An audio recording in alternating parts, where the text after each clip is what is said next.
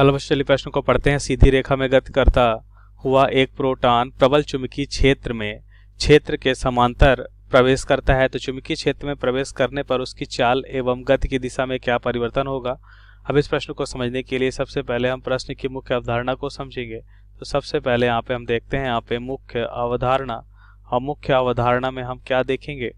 मुख्य अवधारणा में सबसे पहले हम देखते हैं कि यदि कोई भी आवेशित कण किसी चुंबकीय क्षेत्र में अगर गति कर रहा है तो उस पे चुंबकीय बल कार्य करता है, जिसका मान क्या होता है, ध्यान से देखिए।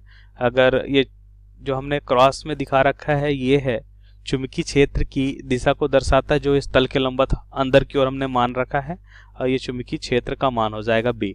और ये आवेशित कण क्यू है, और ये मान लेते हैं चुंबक क्षेत्र के साथ कितना कोण बनाता है, मान लेते हैं ये थीटा कोण बनाते हुए, मान लेते हैं इसके साथ ये कितना कोण बना रहा है, थीटा कोण बनाते हुए गति कर रहा है। तो ये चुंबकीय क्षेत्र के साथ यहाँ पे हमने देखा कितना कोण बनाता है, ये थीटा कोण बनाता है। ये चुंबकीय क्षेत्र की दिशा हो जाएगी, मान लेते हैं इस तल के लंबवत अंदर की ओर है, इसके साथ कितना कोण बना रहा है, थीटा कोण, और ये भी वेग से गति करता है।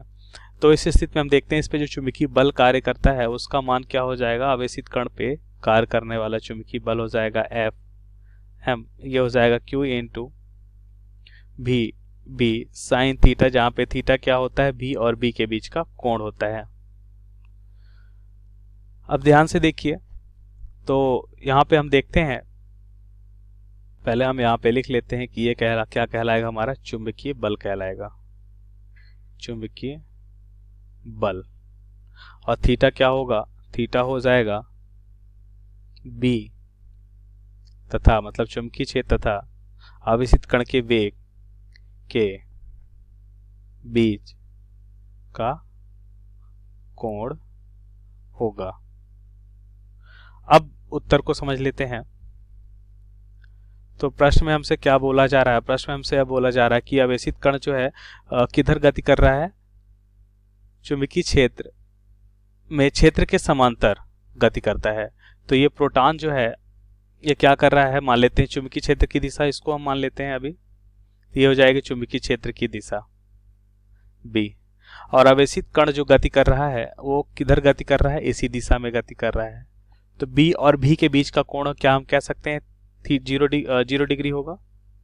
जैसा कि मुख्य अवधारणा में देखा कि थीटा क्या होता है, बी और बी के बीच का कोण होता है। यहाँ पे बी और बी के बीच का कोण क्या है, 0 डिग्री, जैसा कि प्रश्न में हमें स्थिति दे रखी है। उस स्थिति के अनुसार हमने थीटा देखा कितना है, 0 डिग्री।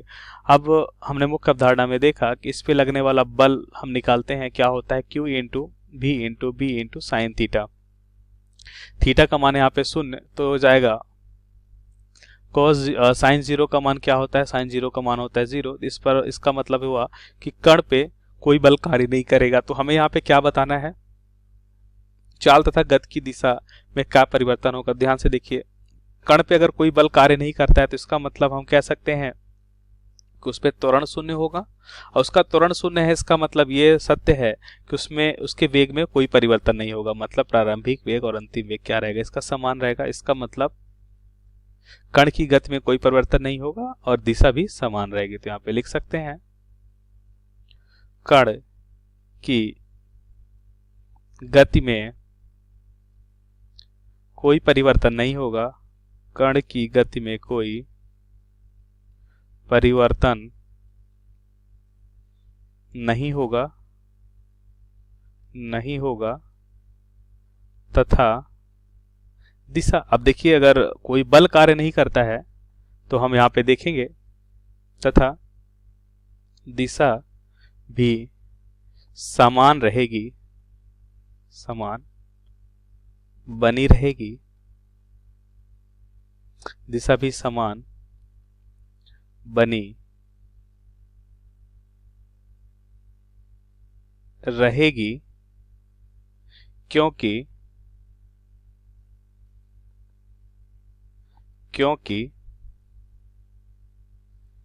कण पर कोई बल कार्य नहीं करता है, क्योंकि कण पर कोई भी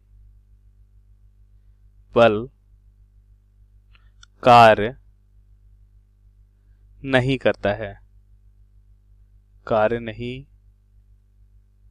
करता है। तो ये हो जाएगा हमारे प्रश्न का उत्तर। आशा करते हैं आपको समझ आया होगा। धन्यवाद।